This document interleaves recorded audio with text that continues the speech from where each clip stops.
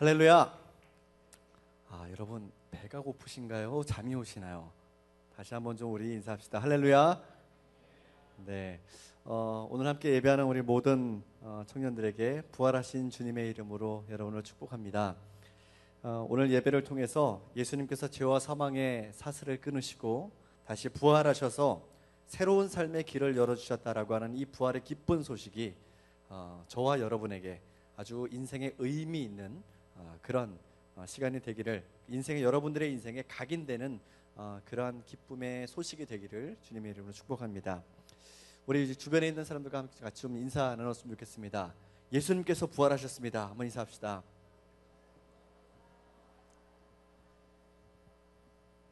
네, 예수님께서 부활하셨습니다. 다시 한번 또 인사하는데요, 예수님께서 부활하신 게 너랑 무슨 상관이 있는데? 라고 한번 좀 물어보십시오.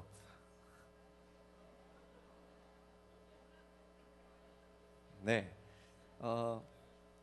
1년에 한 번 그만하세요. 이제 하라고 할 때 하고 그만하라고 할 때 딱 그만두는 겁니다. 1년에 한 번씩 이렇게 부활절이 돌아옵니다. 사순절의 기간들을 보내면서 우리가 예수님께서 날 위해서 고난당하시고 또 핍박당하시고 그 예수님의 고난에 대해서 깊이 묵상하는 그런 시간들, 이 사순절을 지나가는데, 그리고 나서 부활절이 오죠. 1년에 한 번밖에 없지만 사실은 우리는 1년에 52번의 부활절 예배를 드리고 있습니다. 왜 그런가 하면 우리가 매 주일마다 하나님 앞에 나와서 드리는 이 예배, 이 주일에 드리는 예배는 주님의 날에 부활하신 예수님을 기뻐하고 그 주님께 영광 올려드리는 예배가 바로 주일 예배입니다. 그래서 우리가 안식일을 지키는 것이 아니라 거룩한 주일을, 예수님이 죄와 사망의 그늘을 다 이기시고 무덤의 권세를 다 깨트리시고 십자가에서 승리하신, 다시 부활하셔서 승리하신 그 기쁨을 예배하는 것이 바로 이제 주일 예배라는 것이죠. 저는 오늘 예배하는 우리 모든 청년들에게 예수님의 부활이 의미 있는 사건으로 다가왔으면 좋겠습니다. 그런데 뭔가 의미 있고 중요한 일이라도요, 자꾸 반복되고 똑같이 계속 거듭되면은, 그러면은 그것이 점점 그 의미가 사라지기도 하고 그 열정이 점점 식어버리는 것 같기도 합니다. 그래서 중요할수록, 정말로 그것이 중요하면 중요할수록 반복하고 거듭할 때마다 그 의미를 새롭게 갱신하고 내게 어떤 의미가 있는 것인지, 그것이 내게 과연 얼마나 중요한 것인지에 대해서 다시 한번 생각하는 시간들이 반드시 필요한 것 같습니다. 과연 우리에게 예수님께서 오늘 부활하셨다라는 것이 어떤 면에서 중요하고 내 인생의 어떤 부분에 새겨져야 될 그런 일인지에 대해서 오늘 말씀을 좀 나누려고 합니다. 사순절을 보내면서 여러분들 어떻게 보냈습니까? 경건하게 보냈습니까? 여러분들의 죄에 대해서 깊이 묵상하면서 보냈습니까? 네, 그렇게 보냈기를 바랍니다. 예수님의 고난이 바로 나의 죄, 우리는 통틀어서 우리의 죄라고 이야기하지만 우리의 죄는 나의 죄가 다 모여서 우리의 죄가 됩니다. 그리고 그것이 바로 우리의 죄 때문이라는 것을 깊이 묵상하는 기간이 바로 사순절이었습니다. 죄는 우리의 삶 가운데서 깊은 곳까지 다양한 모습으로 자리 잡고 있었다는 것을 여러분들 알게 될 겁니다. 그리고 우리가 바로 그 모든 죄악의 한가운데 있었다는 것을 우리는 지난 금요일 성금요일 예배를 통해서 고백했었습니다. 우리 주변에서 벌어지고 있는 수많은 범죄의 현장들, 무관심으로 인해서 죽어가는 사람들, 그리고 나와 너무 먼 거리에 떨어져 있다고 해서, 또 나와 너무 아무런 관련이 없다고 해서 무관심했었던 바로 그 사람들이 우리의 무관심과 우리의 죄악과 우리의 허물 때문에 다 같이 죽어가고 있었고, 그것이 바로 우리가 함께 책임져야 되는 그러한 죄악의 모습이었다라는 것을 우리는 깨달아야 됩니다. 그리고 우리가 그 죄로 인해서 통회하는 심정으로 하나님 앞에 나아가야 한다는 거죠. 죄에 대해서는 세상에 두 종류의 사람이 있는 것 같습니다. 한 종류의 사람은 용서받지 못한 죄인, 또 다른 한 종류는 어떤 죄인일까요? 용서받은 죄인. 여러분 똑똑하네요. 네, 용서받지 못한 죄인과 용서받은 죄인이 있습니다. 예수님을 나의 구주라고 고백한 이는 어떤 사람입니까? 이 사람은 용서받은 죄인입니다. 하지만 예수님께서 쳐놓으신 구원의 바운더리 안에 들어오지 않거나 아니면 그 구원의 울타리 안으로 들어오기를 거부하는 사람들, 그 사람들은 여전히 용서받지 못한 죄인으로 남아 있습니다. 혹시 여러분 마음속에 그러면 용서받지 못할 죄인도 있나? 아니요, 용서받지 못할 죄인은 없습니다. 하지만 예수님께 나오면 용서받지만 나오지 않으면 용서받지 못합니다. 하나님께서는 용서받지 못한, 아직 용서받지 못한 그들도 여전히 사랑하시고, 그들도 내 자녀라고, 그들도 내가 너희들을 위해서도 내 아들 예수가 십자가를 지고 피를 흘렸다라고 그렇게 말씀하시고 계시는데, 관건은 뭐냐? 그들이 예수님을 구주로 고백하느냐, 그렇지 않느냐라는 것이죠. 하나님은 여전히 그 문을 활짝 열어놓고 누구든지 그 구원의 문에 들어오기를 바라고 계십니다. 만약에 하나님께서 우리가 구원받기 위한 조건들, 구원받으려면 무조건 서울대학교 나와야 돼 라고 한다면 참으로 안타깝습니다. 이 자리에 구원받을 사람이 없습니다. 안타깝습니다. 구원받을 사람 하나 가지고 군대 갔습니다. 한 명 있군요 지금 여기에. 안타까운 현실이죠. 그런데 참 다행인 것이 하나님께서는 구원의 조건으로 그런 조건을 내세우지 않으셨습니다. 이 가운데 정말 잘생기고 정말 예쁜 사람들만 구원해 주겠다라고 예수님께서 그렇게 십자가에 달려 돌아가실 때 하셨다고 한다면, 그러면 우리 가운데 참으로 마음을 치면서 심령의 큰 통회함으로 눈물을 흘리면서 지금 주님 앞에 엎드려져야 될 사람들이 얼마나 많이 있습니까? 하지만 하나님께서는, 예수님께서는 나를 구세주라고, 나를 통해서 오는 자들은, 내게로 나오는 자들은 누구든지 구원받을 수 있다라고 그렇게 말씀해 주셨습니다.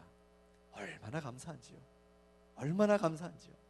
저도 구원받고 여러분도 구원받고, 물론 저는 구원받겠지만 여러분들 구원받을 겁니다. 할렐루야. 아멘. 네. 구원의 길은 열려 있다라는 것이죠. 여러분, 예수님의 십자가는 하나님의 공의와 하나님의 사랑이 만나는 자리였습니다. 그것 때문에 하나님께서는 그 두 가지 대의를 다 이루실 수가 있었어요.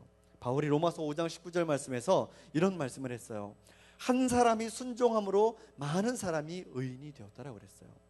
그런데 그에 앞서서 한 사람이 불순종함으로 인해서 많은 사람이 죄인이 되었다. 온 세상 사람들이 다 죄인이 되었다라고 그렇게 말씀했어요. 이 말씀을 생각해 볼 때에 우리가 구원받은 이유, 우리가 오늘 주님 앞에 나와서 예배드리면서 예수님 부활하셨습니다, 예수님께서 십자가의 권세를 이기시고 부활하셨습니다 라고 그렇게 기뻐하면서 예배할 수 있는 이유는 바로 한 사람의 순종, 육신의 몸을 입고 이 땅에 오셔서 십자가의 고난을 지시고 그리고 우리의 모든 죄를 대신해서 저와 여러분들 한 사람 한 사람의 죄를 대신 지시고 십자가에 고난받으신 그 주님 한 분만의, 한 분의 순종으로 인해서, 그래서 우리는 하나님의 자비와 긍휼하심 안으로 다 들어오게 되었다는 겁니다. 이 말은 바로 예수님께서 십자가를 지신 것이 만인의 죄를 대신해서 하나님의 공의를 이루는 것, 죄를 지었다고 해서 하나님의 권능이 있는 분이라고 해서, 하나님이 사랑이 많으신 분이라고 해서 너희가 죄가 있지만 내가 다 그냥 덮어줄게, 그냥 용서해줄게, 그렇게 넘어가시지 않는다는 것이었습니다. 철저하게 죄값을 치러야 됐는데, 하나님의 공의가 이루어져야 했었는데, 그 공의는 예수님의 십자가로 인해서 이루어졌다는 것이죠.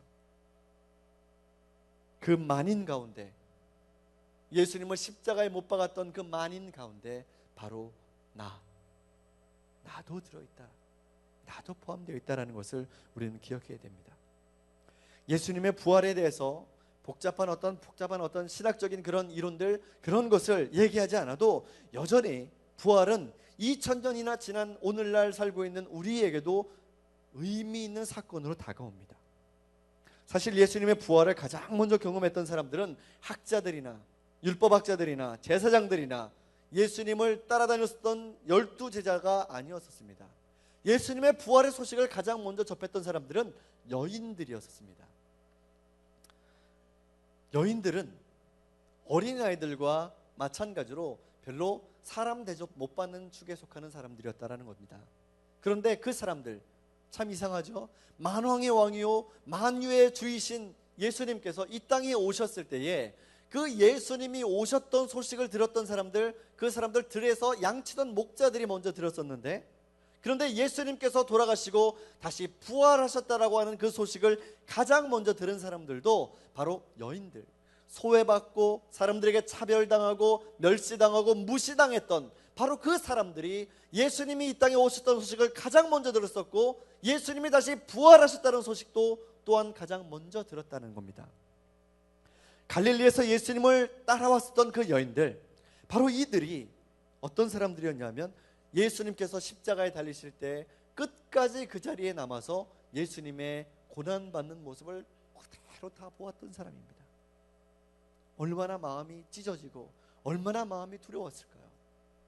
예수님을 따라서 내가 평생을 다 걸겠노라고 그렇게 맹세하면서 예수님을 따라다녔던 남자 제자들, 그 사람들은 이미 다 뿔뿔이 도망가고 잡힐까봐 이미 다 흩어져 버렸습니다. 그런데 예수님의 어머니, 예수님을 따라왔던 마리아, 야고보의 어머니, 요한나, 이런 사람들은 끝까지 예수님이 고통받으시는 그 자리까지, 어디에 묻히시는지까지도 다 보기 위해서 끝까지 그 자리에 남아있었던 사람이었다는 것이죠. 사랑하는 예수님의 시신을 수습하기 위해서. 그래서 눈물과 그 쓰디쓴 아픔을 마음속으로 다 참고 견뎌내면서 그 자리에 남아있었습니다. 이 여인들은 예수님의 십자가 처형이 다 끝나고 나서 로마 군인들이 예수님의 시체를 어떻게 두었는지를 보고, 그리고 돌아가서 향료와 향품을 준비했습니다. 안식일이 지나자마자 이 여인들은 준비한 장례용품을 가지고 예수님의 무덤으로 새벽녘에 다름질쳐서 갔습니다. 아마 안식일을 보내는 동안에, 아무것도 해서는 안 되는 그 안식일을 보내는 동안에는 그들이 마음이 평안하지 못했을 겁니다. 사랑하는 예수님, 옥합을 깨서 예수님의 발을 닦아드리고, 정말 그 예수님의 말씀을 들을 때마다 마음에 새로운 희망이 생기고 내 인생이 새롭게 되는 것을 경험했었던 그 여인들, 그 여인들에게 이 안식일은 어떻게 보면은 깊은 밤과 같은 시간이었을지도 모르겠습니다. 예수님을 생각할 때마다 마음이 아프고, 예수님이 돌아가신 그 차디찬 무덤을 생각하면은 정말 그 쓰려오는 마음을 참고 참았다가 그 애통하고 찢어지는 그 심정을 가지고 안식일이 지나고 새벽녘이 밝자마자 동이 채 트기도 전에 다름질쳐서 그렇게 예수님께 달려갔습니다. 그 여인들의 심정을 오늘 성경에서는 뭐라고 표현하냐면 안식 후 첫날 새벽에 라고 그런 말로 표현합니다. 여러분들 누군가 죽으면요, 장례 지내면 빨리 가야 되죠. 빨리 가야 되죠, 그죠? 장례 소식이 들렸어요. 우리 공동체 안에서 누군가의 부모님이 장례가 났다는 그런 소식이 전해졌어요. 빨리 가야 되죠. 그런데요, 여러분, 사실은 별로 그렇게 빨리 가지 않아도 돼요. 왜 그런지 아세요? 돌아가신 분은 어디 가시지 않기 때문에 그래요. 그래서 우리는 거기 가면 되는 거예요. 그런데 이 여인들은요, 그걸 참 기다리기가 힘들었다는 거죠. 왜? 예수님을 너무너무 사랑했기 때문에. 그래서 예수님이 그냥 그 차디찬 돌무덤 안에 그냥 방치되어 있는 거, 예수님의 시신이 그렇게 버려져 있는 것을 견딜 수가 없었다라는 것이죠. 안식일의 밤이 지나기를 뜬 눈으로 지새우면서 기다렸다가 초새벽에 그들은 예수님의 무덤으로 달려갔습니다. 중동 지역의 무덤은 돌 굴 속에다가 시체를 이렇게 안치해 놓고, 그리고 이제 돌 뚜껑으로 그 문을 닫는 그런 형태였습니다. 누가 무거운 돌문을 굴려서 열어주지? 염려했었던 그 여인들의 눈앞에서 정말 깜짝 놀랄 광경이 펼쳐졌습니다. 돌문이 열려져 있었더라는 겁니다. 그리고 놀라우고 두려운 마음으로 무덤 속으로 들어가는 그 순간에 정말 깜짝 놀랄 만한 그런 상황이 펼쳐졌습니다. 무덤 속에 웬 사람이 둘이 있는데 그 사람들에게서 찬란한 빛이 나고 있었어요. 그리고 그 빛을 보자마자 그 빛에서는 정말 위험이 느껴지고 내가 그 빛을 바라볼 수 없는 그런 권능이 느껴졌어요. 거룩함이 느껴졌어요. 그래서 그 여인들은 그 사람들 앞에서 머리를 조아리고 엎드렸습니다. 그런데 그 빛나는 사람들이 말하기를, 우리가 소위 말하는 천사들이 이야기하기를, 어찌하여 살아있는 자를 죽은 자 가운데서 찾느냐라고 그렇게 이야기합니다. 이미 예전에 갈릴리에서 예수님께서 다 예고하셨던 대로 예수님은 죽었다가 사흘 만에 다시 살아날 것이라는 것을 예수님께서 이미 다 너희에게 말씀해 주시지 않았느냐? 그런데 너희들은 어떻게 죽은 자들 가운데서, 이 무덤 가운데서 살아나신 예수님을 찾느냐? 천사들이 그 말을 하는 순간에 그 이야기를 들은 여인들에게 귀가 번쩍 열렸습니다. 닫혀졌던, 슬픔 때문에 닫혀졌던 귀, 참혹한 그 심정 때문에 닫혀져 있었던 영성의 지성이 열렸어요. 바로 그때 그 문이 열렸을 때에 그들은 기억났습니다. 뭘 기억했냐? 예수님이 십자가에 달리시고 난 다음에 사흘 후에 다시 살아나신다고 했었지. 예수님이 다시 부활하신다고 했었지. 내가 왜 그걸 잊고 있었지? 그리고 그들은 그 즉시 무덤을 떠났습니다. 더 이상 무덤에 남아있을 이유가 없었습니다. 예수님께서 그 몸을 가리셨던 세마포를 그 자리에서 예수님의 흔적이야 라고 그런 것들을 유물을 찾으려고 그 자리에 남아있을 필요가 없었습니다. 왜? 예수님은 살아나셨기 때문에. 예수님이 무덤 가운데 머물러 계시지 않았기 때문에 더 이상 그 여인들도 무덤에 머무를 이유가 없었다는 겁니다. 예수님께서 부활하셨다는 것이 여인들에게는 믿고 싶은 소망이 아니라 예수님께서 십자가에 달려 돌아가셨는데 예수님이 살아계셨으면 얼마나 좋을까라고 하는 그런 소망이 아니라, 예수님이 살아나셨다, 이미 사실이 되어서 그 사람들 가운데 명명백백하게 드러난 그러한 일이 되었다는 겁니다. 무덤을 떠난 여인들은 급히 달려가서 이 부활의 소식을 전했습니다. 예수님의 마지막을 함께하지 않고 도망갔었던 11명의 사도들에게 가서 예수님 부활하셨습니다, 여보세요, 예수님 부활하셨습니다 전했습니다.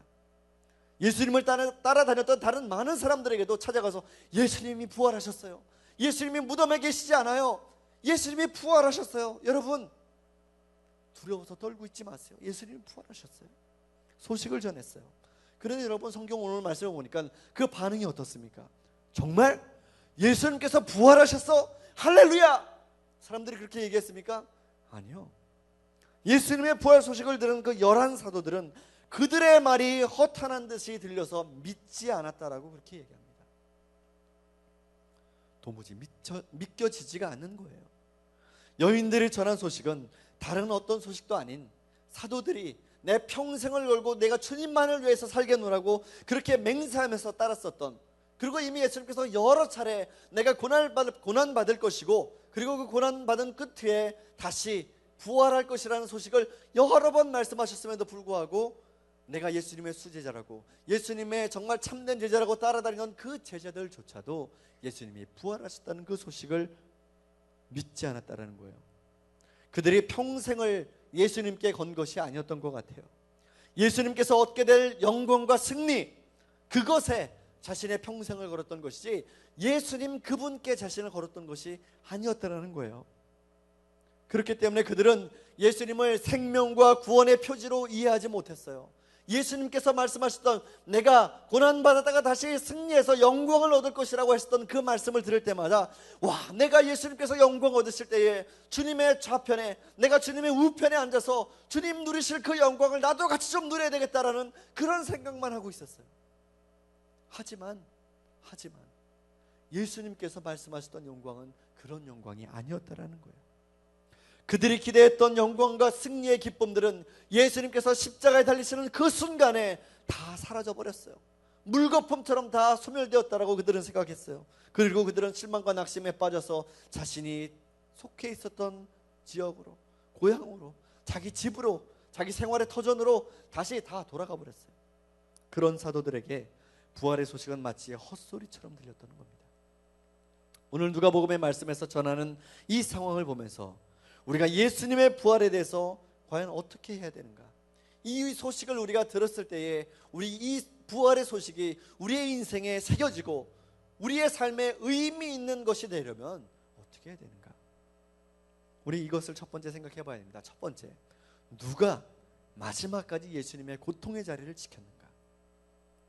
이 질문은 누가 십자가의 고통을 아는가라고 다시 바꾸어서 이야기할 수 있을 것 같습니다. 예수님께서 당하셨던 그 십자가의 끔찍한 고통을 아는 이들은 끝까지 그 자리에서 지켜보았던 사람들이에요.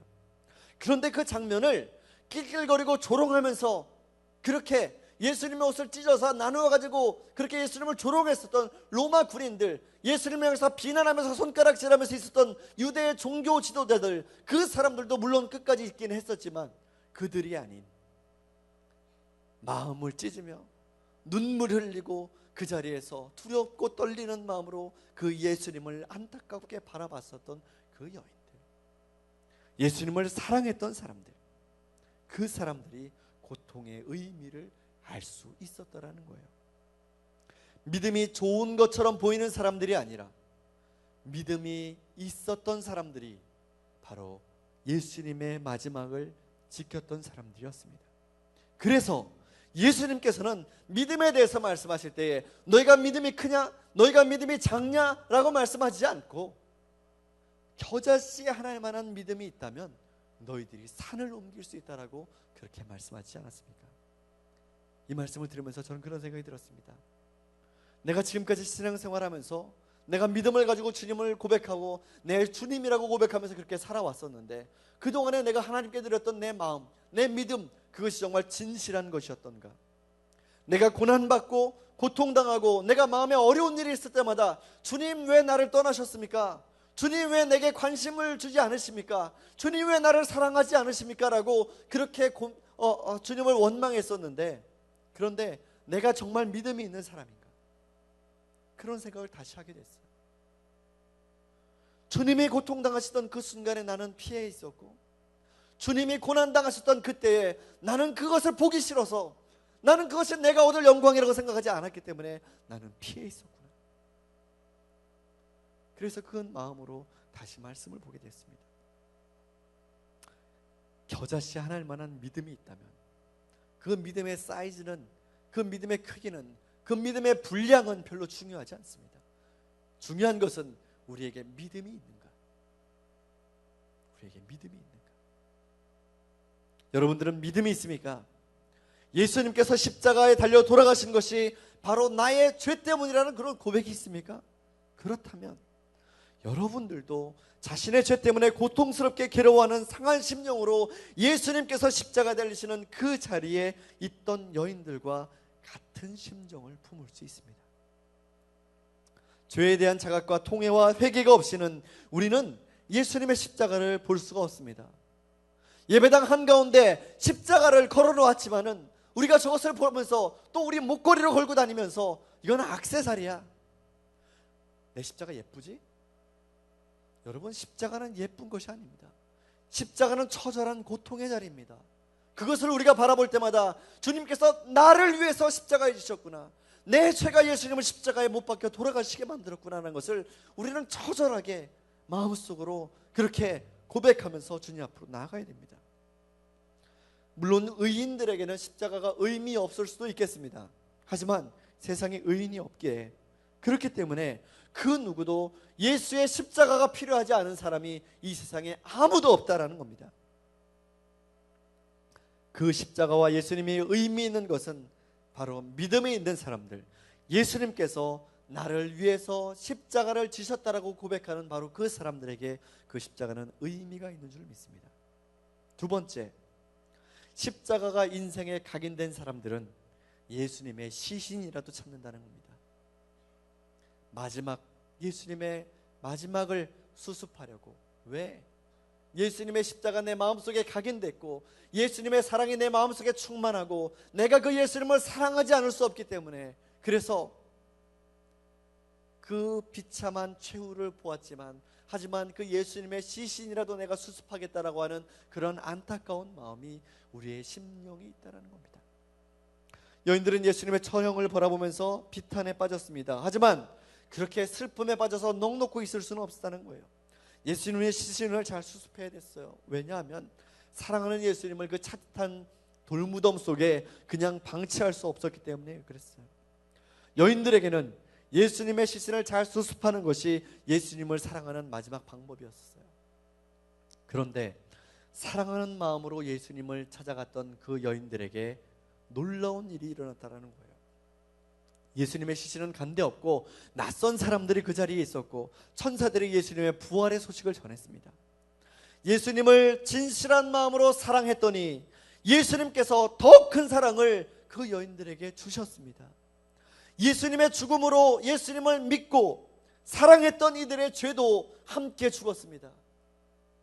그리고 예수님께서 다시 살아나심으로 우리는 헤아릴 수 없는 하나님의 큰 사랑 안으로 들어갈 수가 있게 되었다는 겁니다. 말로만 사랑하는 것은 사랑하는 것이 아닙니다. 간사한 세치의 혀로 우리가 너를 사랑한다, 내가 너를 얼마나 사랑하는지 아니?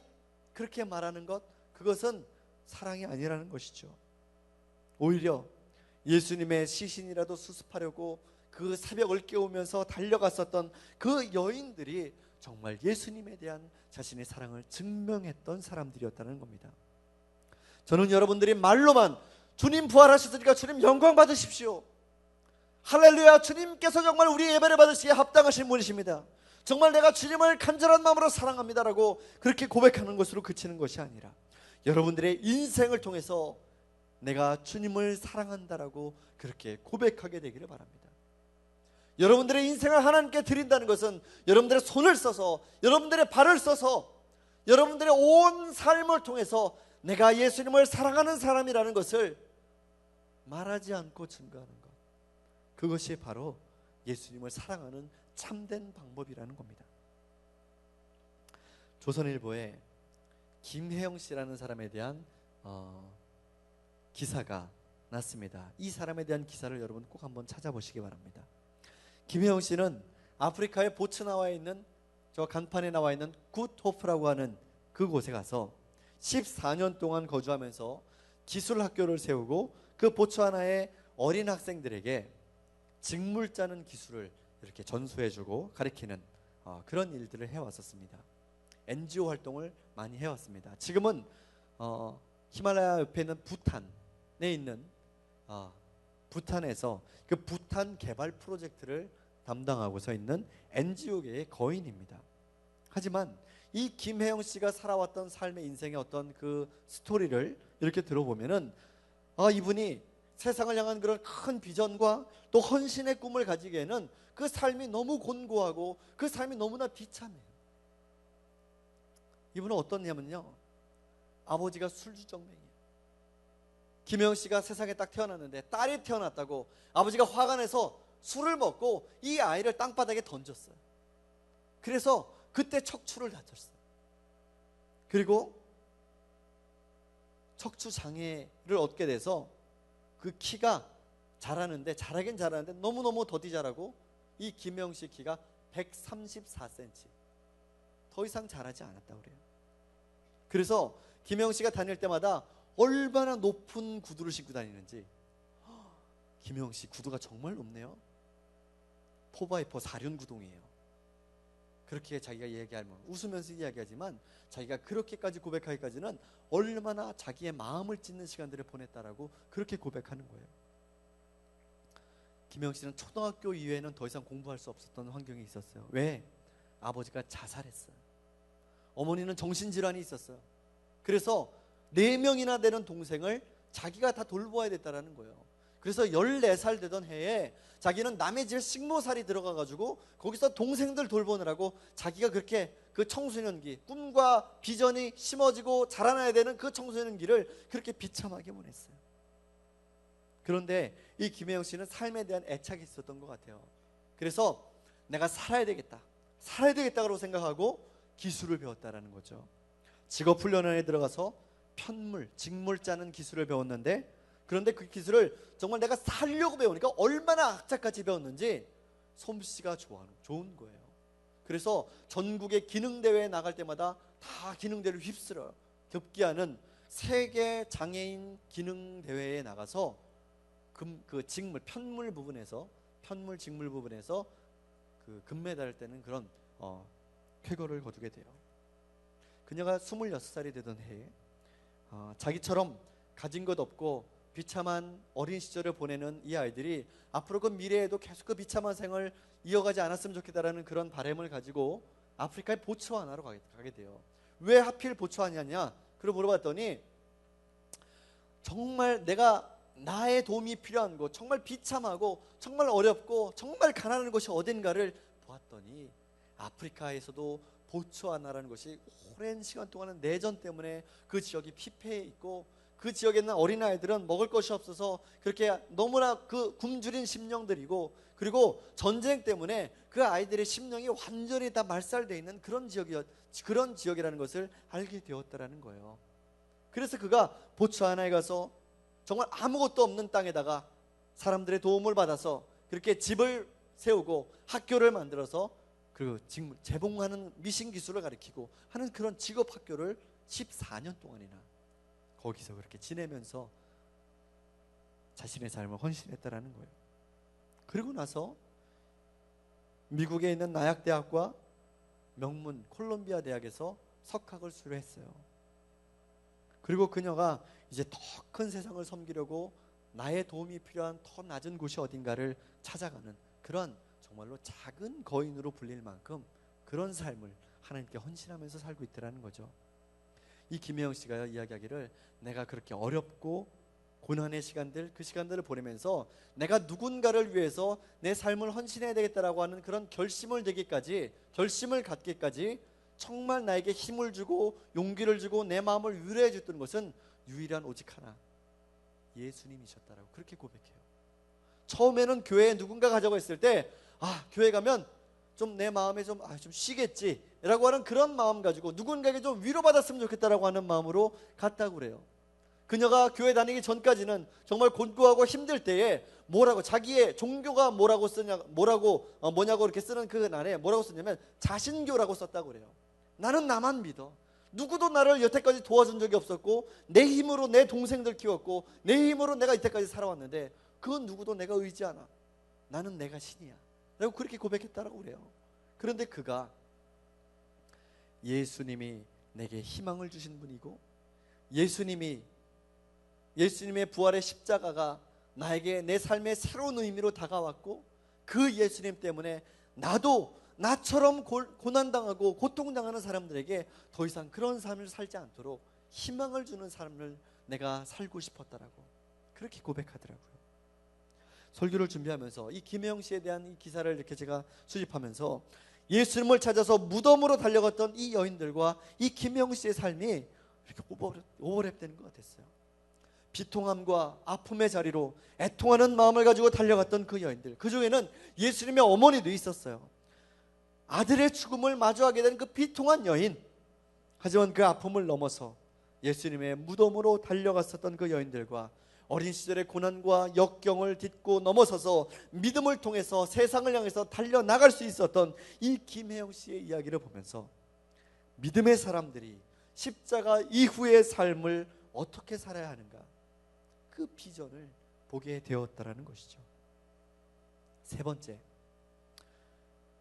예수님의 십자가를 보았던 사람들은 예수님의 부활을 전하는 사람이 되었습니다. 이들은 빈 무덤을 보면서 예수님의 부활을 기억하게 되었고, 이제 다시 무덤을 떠나서 세상을 향해서 다름질쳐 나갑니다. 먼저는 예수님과 가까운 관계에 있었던 이들에게 부활의 소식을 전했습니다. 그런데 우리가 한 가지 기억해야 될 것은, 예수님의 부활 소식을 내가 전한다고 해서 그 어떤 영광을 받을 것이라는 기대는 하지 않는 편이 좋겠다라는 겁니다. 왜? 예수님의 제자들조차도, 예수님을 따라다니던 11사도들조차도 예수님의 부활의 소식을 들었을 때에 헛소리하지 말라고 했었으니까. 그런데 하물며 예수님을 내가 예수님에 대해서 들은 적도 없고 나는 안티크리스찬이야, 그래서 예수님에 대해서 들으면 야 예수? 야 꺼져, 이렇게 얘기하는 사람인데, 그런 사람들에게 가서 오늘 계란 2알씩 주면서 예수님 부활하셨습니다, 예수님 부활하셨습니다 전한들, 여러분들이 무슨 좋은 소리를 듣겠다는 그런 기대는 하지 않는 것이 좋아요. 오히려 욕먹겠구나, 아예 그렇게 마음을 비우고 가는 게 오히려 더 쉬울 수도 있을지 몰라요. 하지만 여러분들이 예수님 때문에 욕먹고, 예수님 때문에 고난당하고, 예수님 때문에 여러분들이 사람들에게 손가락질 당했을 때에 예수님께서 여러분들을 위해서 주실 상급이 하늘에 쌓이고 있다는 사실에 대해서 여러분 기뻐하시기 바랍니다. 최소한 우리가 우리가 사는 현실에서는, 이 세상에서는 여러분들이 예수 믿는다는 것이, 예수님처럼 살아간다는 것이 세상에서는 별로 그렇게 메리트가 없는 그런 일일 수도 있다는 겁니다. 예수님의 최측근이었던 사도들 역시 예수님의 부활 소식을 전한 여인들을 믿진 사람 취급을 했으니까, 그리고 믿지 않았기 때문에. 여러분들이 오늘 예수님께서 죄와 사망의 권세를 이기시고 무덤에서 부활하셨다고 다른 사람들에게 계란을 주면서 전한다고 해서 그들이 그 소식을 들으면서 그래? 정말이야? 정말 예수님이 부활하셨어? 그렇게 기뻐하지 않을 가능성이 거의 99.9%라는 겁니다. 하지만 그들이 기뻐하든 기뻐하지 않든 그것은 관계없어요. 왜? 우리에게는 전할 사명이 있기 때문에 그래요. 그들의 삶이 내가 전한다고 해서 변하지 않을 수도 있습니다. 하지만 문제는요, 내가 전했을 때에 그 이후에 예수님이 찾아가신다라는 거예요. 예수님의 부활하신 소식을 사도들에게 전했을 때에, 또 예수님과 함께 있는 사람들에게 그 여인들이 가서 예수님의 부활의 소식을 전했을 때 그들이 믿지 않았지만, 하지만 그들에게 예수님이 찾아오셨어요. 직접 찾아오셔서 의심하는 제자들에게, 야, 못 믿겠어? 내 못 박힌 손과 내 찔린 내 상처를 만져봐라. 그리고 믿으면, 그러면 괜찮아. 하지만 보지 않고 만져보지 않고 믿는 것이 너희들에게 더 복되다. 예수님께서 그렇게 말씀하셨어요. 예수님이 돌아가신 그것 때문에 마음에 낙심하고 고향으로 돌아가던, 엠마오로 돌아가던 그 두 제자에게 예수님이 가서 만나 주셨어요. 예수님이 그들에게 나타나 주셔서 성경 말씀을 풀어주시고 하나님 나라에 대한 소망을 다시 전해주셨을 때에 그들의 마음속에 예수님이 보이기 시작했어요. 눈이 열려지고 영성의, 마음의, 심령의 지성이 열려지고, 그리고 예수님이 보이기 시작했더라는 거예요. 그리고 그들은 다시 예수님을 만나고 삶이 변화됐어요. 그 이전의 삶이 어떻든지 간에 그들이 예수님을 떠나고 십자가를 버리고 그리고 그 고난의 자리를 회피했던, 그렇지 않든 간에 어쨌든 예수님의 소식을 들은 사람들은, 예수님의 부활의 소식을 들은 사람들에게 예수님이 찾아가셨을 때에 삶이 놀랍게 변화되는 그런 역사가 나타났다는 거예요. 그래서 오늘 예수님 앞에 나와 예배하며 예수님의 부활을 기뻐하는 우리들이 받은 사명은 예수님을 전해야 된다는 겁니다. 예수님이 부활하셨다는 사실을 여러분들 우리가 함께 전해야 될 줄 믿습니다. 우리 한번 따라해 봅시다. 예수님이 부활하셨습니다. 예수님이 부활하셨습니다. 이 말이 바로 여러분들이 오늘 계란을 나눠주면서 연신내에서, 상명대에서, 불광역에서, 역촌역에서 여러분들이 계란을 나눠주면서 사람들에게 전해야 되는 소식이 바로, 여러분 교회 나오세요가 아니라 예수님이 부활하셨습니다라고 그렇게 여러분들이 이야기해야 된다는 겁니다. 왜? 전할 소식, 전해야 되는 사명이 있기 때문에. 로마서 10장 14절 말씀에 그런즉 그들이 믿지 않은 이를 어찌 부르리요, 듣지도 못한 이를 어찌 믿으리요, 전파하는 자가 없이 어찌 들으리요라고 그렇게 했습니다. 예수님에 대해서 알지도 못하고 예수님에 대해서 들어본 적도 없는데 그들이 어떻게 예수님을 믿을 수가 있겠습니까? 바울의 애탄한 심정이 느껴지지 않습니까? 여러분 오늘 나가서 예수님을 전하십시오. 예수님이 여러분의 구원자라고, 예수님을 믿어야 구원받게 된다라고 여러분 전하시기 바랍니다. 예수님의 부활을 믿는 우리에게 주어진 사명, 이것은 바로 전하는 것입니다. 예수님의 부활을 상징하는 것, 계란을 나눠주면서 예수님께서 부활하셨다고 전하십시오. 그 소식을 전했을 때에 이제 예수님은 그 소식을 들은 사람들에게 찾아가셔서 그들의 삶을 바꾸는 일들을 시작하실 줄 믿습니다. 그 일들이 바로 저와 여러분들이 전하는 사명을 다 했을 때에 이루어지게 된다라는 사실을 여러분 우리가 함께 믿음으로 고백하면서 전하는 자의 소명, 전하고 전하는 소명을 잘 감당하는 우리 모두가 되었으면 좋겠습니다. 다 같이 기도하겠습니다.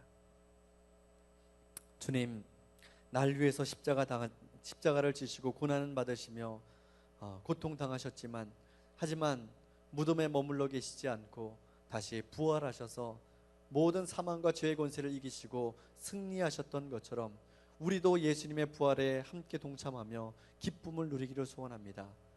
하나님, 그 기쁨을 누리기 위해서 함께 우리가 주님을 전하는 그 사명을 잘 감당할 수 있게 되기를 소원합니다. 내게 주신 은혜, 내게 주신 사랑, 내게 주신 감동과 내 삶의 변화의 이야기들, 그 소식들을 주님을 알지 못하는 이들에게 전하기를 소원합니다. 주님, 우리가 그저 말로만 주님께 사랑한다 사랑한다라고 그렇게 고백하는 것이 아니라 우리의 손과 발을 통해서, 우리의 인생에 새겨진 각인된 그 십자가의 흔적을 통하여서 우리가 평생을 주님께 사랑으로 고백하는, 사랑으로 고백하여 드리는 그런 인생으로 살아갈 수 있도록 주님 인도하여 주시옵소서. 거룩하신 예수님의 이름으로 감사하며 기도드렸습니다. 아멘.